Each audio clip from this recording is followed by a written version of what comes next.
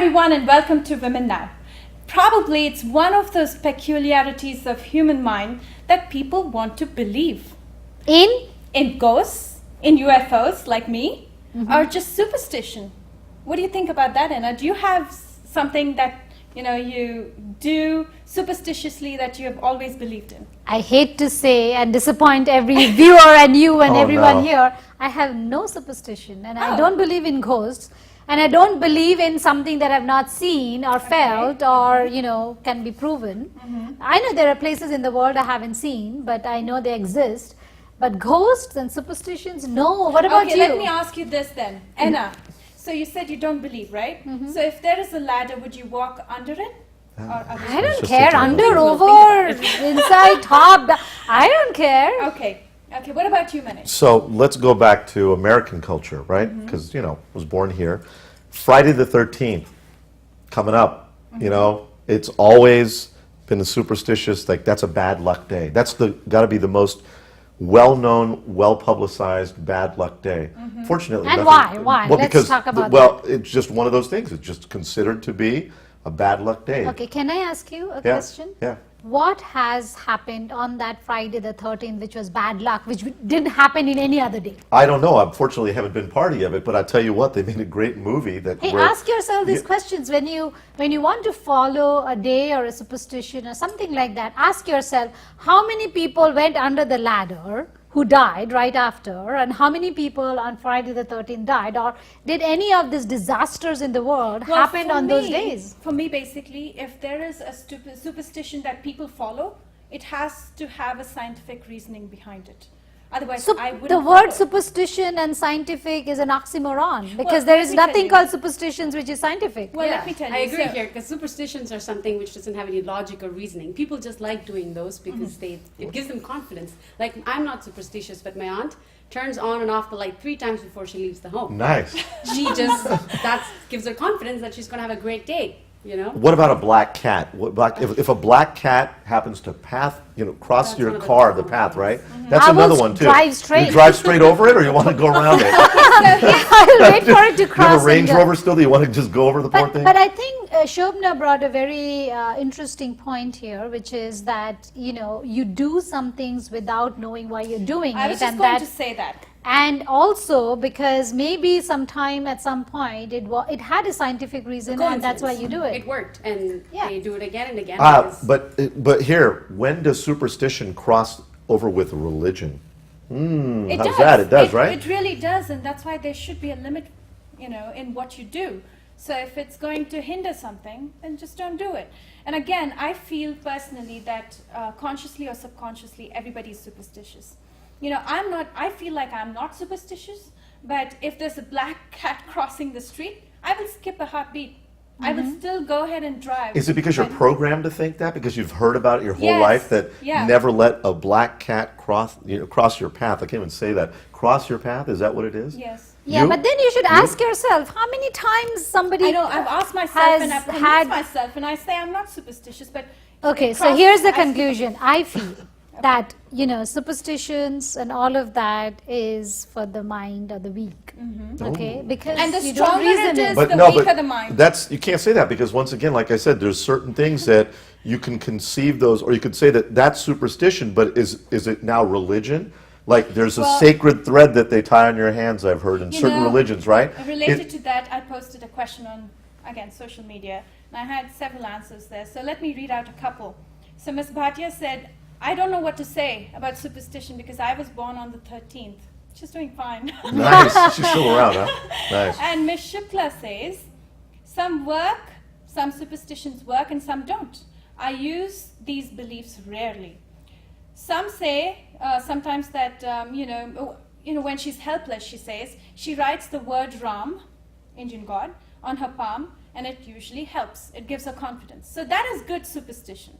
Well, those things are just telling your mind to be more confident, and I think it could have been done without Ram. You could write Om and it would have the same effect on you. But coming back to superstitions and what it does to our mind and whether it's good or bad, and the reason we're having this discussion is because I feel that a lot of us are victims of it, not me, but others. Don't overdo it. victims because you don't have the mind to come out of it and break it, is because you've been, you know, ingrained, programmed that, hey, you have to do this, else this will happen. So my advice to them would be to go back and sort of review and find out what went wrong when that did not happen or did happen, and then come about with a data point, because we're all about data. We talked about that, data, and we will talk more about data. Have a data point as to what went wrong, what could have gone wrong, and then why follow this, because what I don't like is the fact of making your mind weak and following superstitions just because you have taking to. over your life, right? Totally. Yeah, And making you more weak. I mean, what would you say to that? Yeah, I mean, I have mixed feelings about that. If somebody is very superstitious and it works for them, great. But again, I would go back to your point of think about it.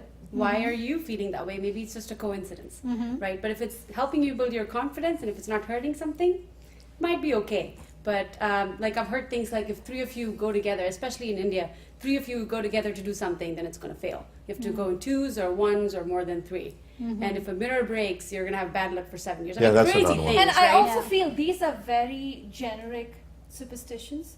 I think it's also very personal to people. Like for me, I was is. telling Anna off the camera that, you know, if I saw a snake, it's good luck for me. And it Right. happened over and over again. And I just wanted to see snakes before I went to write my exams. I would probably scream and run. Nice, real nice, It's real nice. personal. You know what snake signifies though? Fear, That you're hot. fear. Hot? Hot? Oh no, fear, That's why I got fear. those pictures Snakes are of the fear. snake. When Snakes people are fear? dream of snakes, it's actually fear. It's insecurity and fear, because it's something you fear. That I know, because I used to dream of snakes when I was scared of something. You know, a point in my life, and somebody told me who was knowledgeable said that, well, you know, it's because you're afraid of this. And I was like, how'd you know that? He goes, well, because you're dreaming of snakes. So for the opposite. But again, it comes back to the thing that superstitions mean different things to different people. Yeah. But I In always, different countries, there might be different. but I always come back to that whole situation where does superstition cross the line with religion? Because I always wonder about that. Whenever I'm doing something, I'm going somewhere, and someone says, "Oh, well, if you do this, okay, well, how do you know that God told you to do that?" Well, because God told you to do that. Well, did you meet Him? No. So I always kind of draw the line. And I'm like, okay, I don't think I'm going to do that. So Yeah, but That's again a personal. it is. it's a personal thing. personal thing. If it makes you feel good, you do it. Yeah. I always say that. I mean, Yep. even if superstitions make you feel, you do it. But at the same time, not become a victim of that, because a lot of people suffer a lot because of superstition.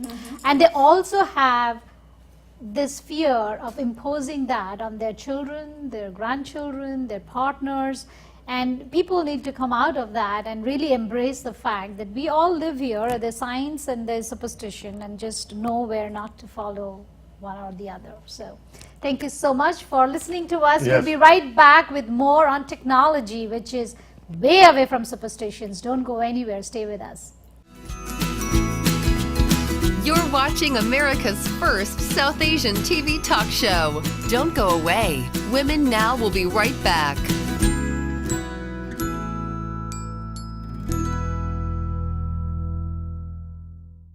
Welcome back, everyone. Now, here's a question for you and you, Manish. Okay. What do you call someone who graduates from the best colleges across the world, Okay. works in the best corporations Okay. before he starts his own company, Okay. and sells it to another giant corporation, and then starts another company? Everything under the age of 30. Other than successful, cool, interesting, all those things, right? No, you're looking for entrepreneur. I'm actually, yeah, well, that's right, but I'm actually looking for the term Kiran Kamiti. He's Hey, our cool. guest of the day. Welcome, Kiran. How are you doing? Thank you, Smith. I'm doing well. Okay. Now, Kiran is the founder and CEO of Collage. Kiran, tell us your background. I came to the US about 15 years ago from IIT. I did my bachelor's at IIT in India, and then I came here for my graduate program.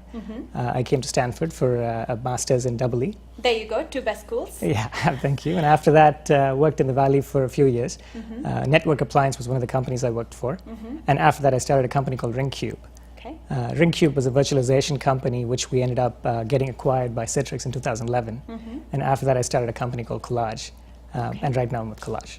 Now, when did you feel like you wanted to be an entrepreneur as opposed to working with somebody? I've always wanted to be an entrepreneur. I come from a family which is full of entrepreneurs. You're working for a huge company. It's one of the top storage companies in the world.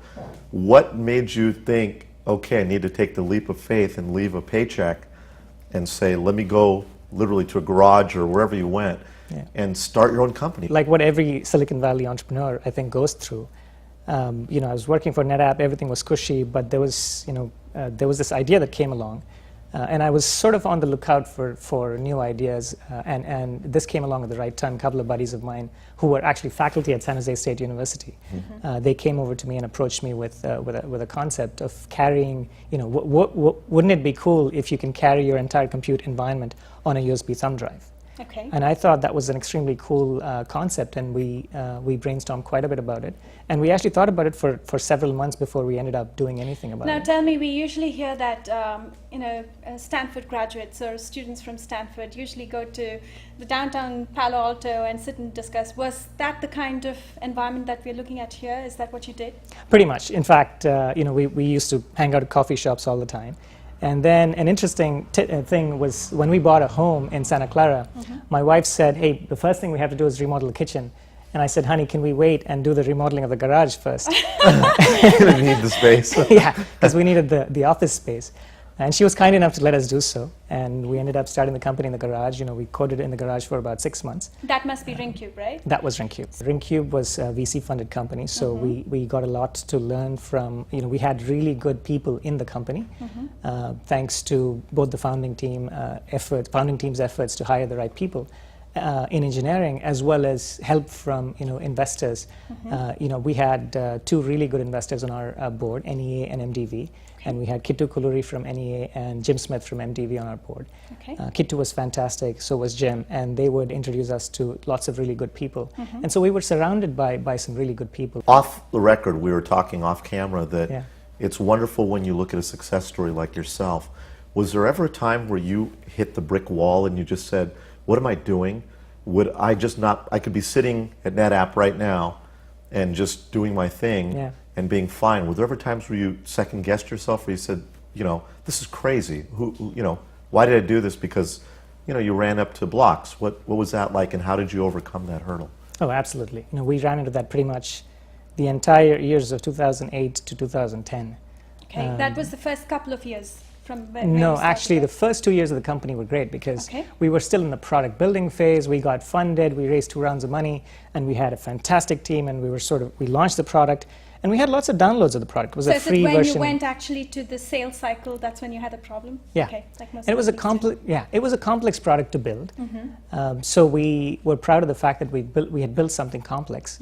So, throughout this whole thing, there must be some sort of metamorphosis that happened with you. Was there anything that you could reflect back and say, this is what I learned throughout this whole process of entrepreneurship? What is it? I don't claim to be an expert in this, but what I've learned is that is 3 things. One is build great teams, because when you have really smart people, when you surround yourself with really smart people, then complex products and hard products become easy to build. And number 2, build hard things. Don't try to solve an easy problem, because there's a lot of people that are already solving it, and then your barrier is going to be lesser. And when you really aim to build hard things, then even if you accomplish 90% of your goal, then you'd be in very good shape. And lastly, build things of value. And that is really subjective, because you really have to sample your target audience. But whatever you're trying to build, if you're building a consumer product, identify who your target audience is, and talk to them before you build it with just a PowerPoint to see if you had the product, if they would buy it. You know, that way you get a sense of the value that you're trying to bring. You're watching America's first South Asian TV talk show. Don't go away. Women Now will be right back.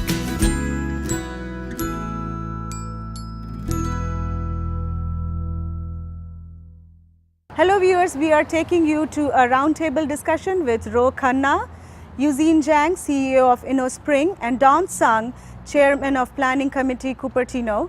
These 3 panelists are going to discuss how the partnership between India, USA, and China are going to help Silicon Valley. Thank you, Don, for your leadership and vision in pulling this roundtable together, which is really a historic accomplishment to have the Chinese American and Indian American community, which has worked together to create so many jobs, so many companies in the area, to bring them together as a force of what we can do for this area and for the country and for the world, I think you deserve a round of applause for this. Well, it is a known fact amongst those of us who are in the Valley that the relationship between the Indian American and Chinese American community has been an extraordinary success point for our country's economy. Almost 40% of startups in this area have a CEO or founder who's foreign born, and my guess is most of them have someone who is Chinese American or Indian American. We don't need roundtables to come together. Almost every company has someone who's Chinese American and Indian American working together to help grow the local economy. And we all know that the immigrants to this country from China, from India, from Taiwan, have strengthened the economy. That they are responsible for some of the greatest innovation the country and the world has seen. They're responsible for creating jobs that help the middle class. We know that the rhetoric against that type of immigration actually is not just targeted or bad for the Indian American and Chinese American community, it's actually bad for America. Because the innovation, the job creation is coming from these two communities. For me, it's the first time to meet Ro. So I'd like to ask how many of you are not agreeing with his viewpoints? So, yeah, so it's like down early and Ro mentioned, so Silicon Valley is the place, I think, to take such an initiative.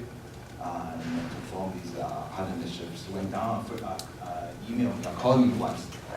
Somehow, although I'm doing this technology stuff, so somehow it's kind of feels so natural.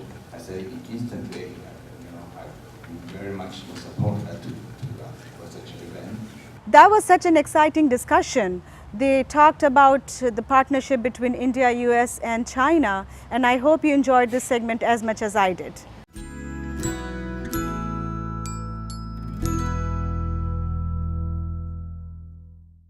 At India Now at the festival, do you recall there was a group of people there for Cure Monica? Oh, yeah. You remember I that? registered as a donor. You did. That's Yes. fabulous. So what Cure Monica is all about is, on one hand, Monica needs a bone marrow transplant. We know the family, the Chopras.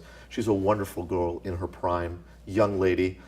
The thing that came up about this was that South Asians represent the smallest number of people that are registered as bone marrow / blood donors in the entire United States, North America. That is horrible. Well, I'm not surprised because I didn't see a lot of people coming and registering there. And I think it could be because there's a lot of fear among South Asians as to what would happen next if they register as a donor. That's right. Now, I mean, correct me if I'm wrong. If you are a South Asian by descent, do you have to go with a South Asian donor? Yes, you do, and that's the catch, is that South Asians, for some reason, and it's beyond my realm of genetics that I studied, where it must be a South Asian because it's a very limited pool of matches, and so a South Asian is only going to match with a South Asian, which makes it even tougher. Now, on the other hand, if you look at it from the flip side, there's more than 1 billion South Asians in India alone, and probably at least a quarter of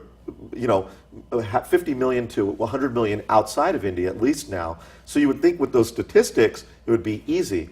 But there's some sort of a social issue or some sort of a stigma, and I don't know what's in your mind. More than a social stigma, I think it's the procedure in which the bone marrow transplant actually takes place. Yep. They knock you out. Yep. It's a general anesthesia, and they actually... So bone marrow is actually a soft tissue in the bone. Yep. So they have to get that out to do the transplant. Right.